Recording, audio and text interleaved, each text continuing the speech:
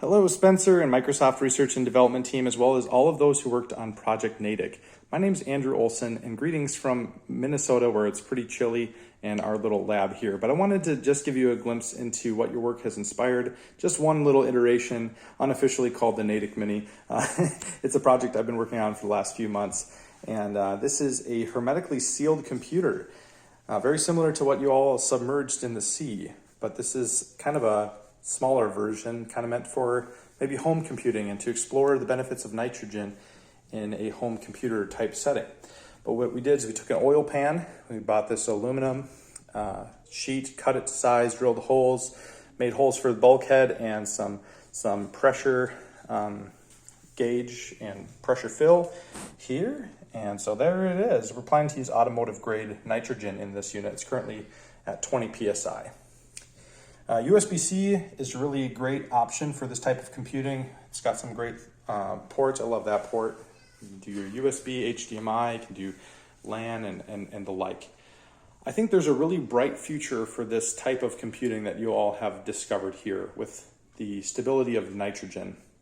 It's non-corrosive, and so I really see a future for this technology in data storage especially. I think as people are starting to think more long-term about computers, they're starting to think, how can I get reliable data storage?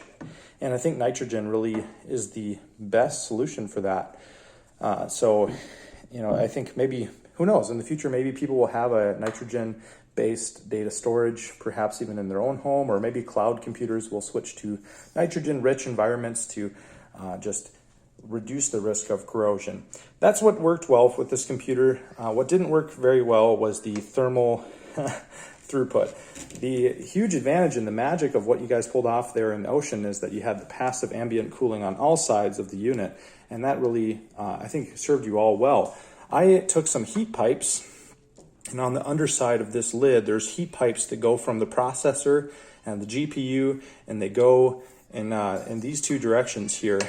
And so by putting these radiators here, or these heat sinks, I'm able to draw out some of that heat.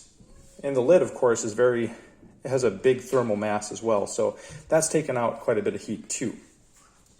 Unfortunately, with this current design, it's limited in its usefulness for high-end computing and things like gaming, for example.